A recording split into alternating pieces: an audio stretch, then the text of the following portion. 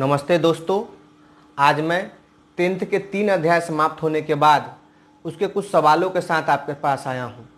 आपने भी 10th का सभी वीडियो देखा होगा, तो आप भी मेरे सवाल पूछते हैं उसका जवाब दीजिए, उसके बाद मैं भी उसका जवाब दूंगा।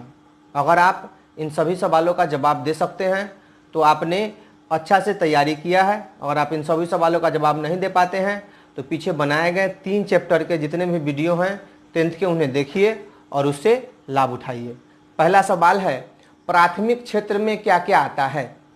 तो आप जानते हैं कि इसको 3 क्षेत्रों में बांटा गया है, उत्पादन के 3 क्षेत्रों में बांटा गया है, प्राथमिक, द्वितीय और तृतीय। तो प्रथम क्षेत्र में आता है कृषि, मत्स्य पालन, पशुपालन और वन। दूसरा सवाल है, भारत में कैसी अर्थव्यवस्था है? तो भारत में मिश्रित अर्थव्यवस्था है। भारत में योजना आयोग का गठन कब किया गया था? तो भारत में योजना आयोग का गठन 15 मार्च 1950 को किया गया था। जिस देश की राष्ट्रीय आय अधिक होती है वह देश क्या कहलाता है? तो वह देश कहलाता है विकसित देश, और जिसकी राष्ट्रीय आय कम होती है वह विकासशील या अर्धविकसित। भारत के पिछड़े राज्य कौन कौन हैं? तो मैंने आपको वीडियो में बताया था कि भारत के पिछड़े राज्यों को बीमारू राज्य भी कहा जाता है, और बीमारू से ही इन सभी पिछड़े राज्यों को बताया जाता है। BI से बिहार, M से मध्य प्रदेश, A से असम, R से राजस्थान और U से उत्तर प्रदेश। ये सब बीमारी और पिछड़े हुए राज्य। द्वितीय क्षेत्र का एक और नाम क्या है? तो प्रथम क्षेत्र को कृषि क्षेत्र कहते हैं, और द्वितीय क्षेत्र को उद्योग क्षेत्र कहते हैं, और तृतीय क्षेत्र को सेवा क्षेत्र कहते हैं। भारत के आर्थिक विकास का श्रेय किसे दिया जा सकता है? तो भारत के आर्थिक विकास का श्रेय नियोजन को दिया जा सकता है। बिहार के जीवन का आधार क्या है? तो बिहार के जीवन का आधार है कृषि। बिहार के विकास में सबसे बड़ी बाधा क्या है? तो सब लोग जानते हैं कि बिहार के विकास में सबसे बड़ी बाधा है बाढ़। भारत के वित्तीय वर्ष किसे कहा जाता है, मतलब कब से कब तक शुरू होता है? तो भारत का वित्तीय वर्ष कहा जाता है 1 अप्रैल से अगले साल के 31 मार्च तक। ऐसे हम जनवरी से लेकर दिसंबर तक रोमन जो हमारा कैलेंडर उसके अनुसार चलते हैं, लेकिन हमारा वित्तीय वर्ष रोमन कैलेंडर के अनुसार नहीं चलता है, वह हिंदी कैलेंडर के अनुसार चलता है, जिसमें कि अप्रैल से और अगले साल के मार्च के 31 मार्च तक हमारा वित्तीय वर्ष होता है।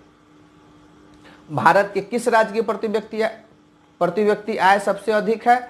तो गोवा की प्रति व्यक्ति आय सबसे ज़्यादा अधिक है। बिहार के किस जिले की प्रति व्यक्ति आय सबसे अधिक है? तो पटना की। बिहार के कितने प्रतिशत आबादी गरीबी रेखा से नीचे हैं? ये सवाल बहुत इंपॉर्टेंट है। 41.4%, 41.4%। GDP, GNP, NNP का विस्तृत रूप क्या है? तो GDP को कहते हैं ग्रॉस डोमेस्टिक प्रोडक्ट, सकल घरेलू उत्पादन। GNP का ग्रॉस नेशनल प्रोडक्ट की सकल राष्ट्रीय उत्पादन, और NNP की नेट नेशनल प्रोडक्ट, शुद्ध राष्ट्रीय उत्पादन। आधुनिक युग के प्रगति का श्रेय किसे दिया जाता है? तो आधुनिक युग के प्रगति का श्रेय दिया जाता है मुद्रा को। मुद्रा हमारी अर्थव्यवस्था की क्या है? तो मुद्रा हमारी अर्थव्यवस्था की रीढ़ की हड्डी है। एक वस्तु के बदले दूसरे वस्तु का आदान प्रदान क्या कहलाता है? तो आप जानते हैं कि एक वस्तु से दूसरे वस्तु का आदान प्रदान क्या कहलाता था? वस्तु विनिमय प्रणाली। आय एवं उपभोग का अंतर क्या कहलाता है? तो आय एवं उपभोग का अंतर कहलाता है बचत। साख का मुख्य आधार क्या है? तो साख का मुख्य आधार है विश्वास। ATM का विस्तृत रूप क्या होता है? तो ATM का विस्तृत रूप होता है ऑटोमेटिक टेलर मशीन। क्राउथर ने मुद्रा को किसके समान बताया था? तो याद होगा आपको, क्राउथर ने कहा था कि जैसे यंत्र शास्त्र में चक्र का, और विज्ञान में अग्नि का, और राजनीति शास्त्र में मत का स्थान है, वही स्थान मनुष्य के आर्थिक जीवन में मुद्रा का है। वस्तु विनिमय प्रणाली की सबसे बड़ी समस्या क्या थी कि वस्तु विनिमय की सबसे बड़ी समस्या क्या थी? दोहरा संयोग, कि दो आदमी को उस दोनों वस्तु की आवश्यकता होनी चाहिए जो एक दूसरे आदमी से एक्सचेंज करना चाहते हैं। मुद्रा का क्या कार्य है? तो आपको बताया था मैंने कि मुद्रा का 4 कार्य: महान, माध्यम, मापन, विनिमय, भुगतान। प्रति व्यक्ति आय क्या है? तो प्रति व्यक्ति आय क्या है कि देश के संपूर्ण राष्ट्रीय आय को देश के कुल जनसंख्या से भाग देने पर जो प्राप्त होता है उसी को क्या कहते हैं? प्रति व्यक्ति आय। और अंतिम सवाल कि दादा भाई नौरोजी ने 1868 में भारत के प्रति व्यक्ति आय कितना बताया था? तो यही पहले व्यक्ति थे जिन्होंने भारत के प्रति व्यक्ति आय के बारे में कुछ बताया था। उन्होंने बताया था कि भारत के प्रति व्यक्ति आय कितना है? 20 रुपया। भारत का प्रति व्यक्ति आय 1868 में कितना था?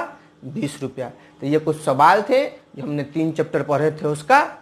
फिर अगले चैप्टर के साथ हम अगले वीडियो में आपसे फिर मिलेंगे।